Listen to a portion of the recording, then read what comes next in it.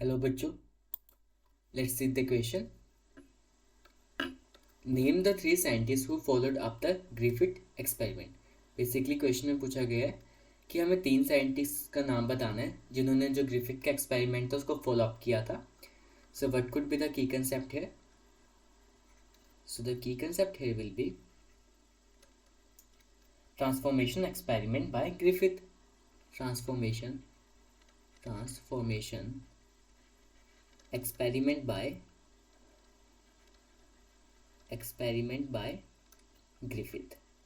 Basically Griffith ने क्या किया था, ग्रिफिथ ने स्ट्रेप्टोकोकस निमोनिया लिया था. उसमें भी बेसिकली दो टाइप्स थे बैक्टीरिया के, जिसके पास एस स्ट्रेन था और एक के पास क्या था, आर स्ट्रेन था. जो एस स्ट्रेन था वो क्या था, वो वायरुलेंट था, पैथोजेनिक था. बट जो आर स्ट्रेन था वो क्या था, नॉन वायरुलेंट था, वो पैथोजेनिक नहीं था. उसने प्रोसीजर किए कि सबसे पहले एस स्ट्रेन को लिया, वो माइस में इंजेक्ट किया, फिर आर स्ट्रेन को लिया, फिर एस स्ट्रेन हीट किल्ड को लिया, फिर R strain plus S strain heat killed को लिया.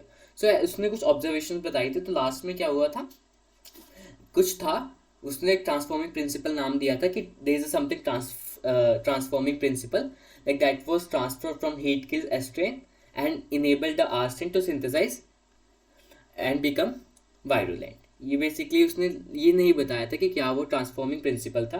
बट उसके बाद तीन साइंटिस्ट आए थे जिन्होंने फॉलोअप किया था 1933 से लेके 44 में. तीन साइंटिस्ट कौन कौन थे? सो क्वेश्चन में यही पूछा गया. And the three scientist were Oswald Avery, Colin MacLeod,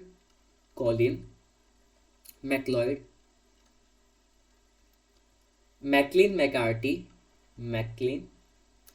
McCarthy.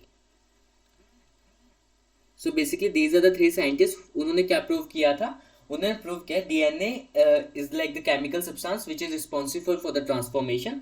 So DNA क्या हो जाएगा हमारा, क्या like DNA is the method that is like transferring from the one generation to another. उन्होंने भी यही कहा था, but it was perfectly proven by Alfred Hershey and Martha chase ने एक्सपेरिमेंट के 1952 में. उन्होंने अच्छी तरह प्रूव किया था.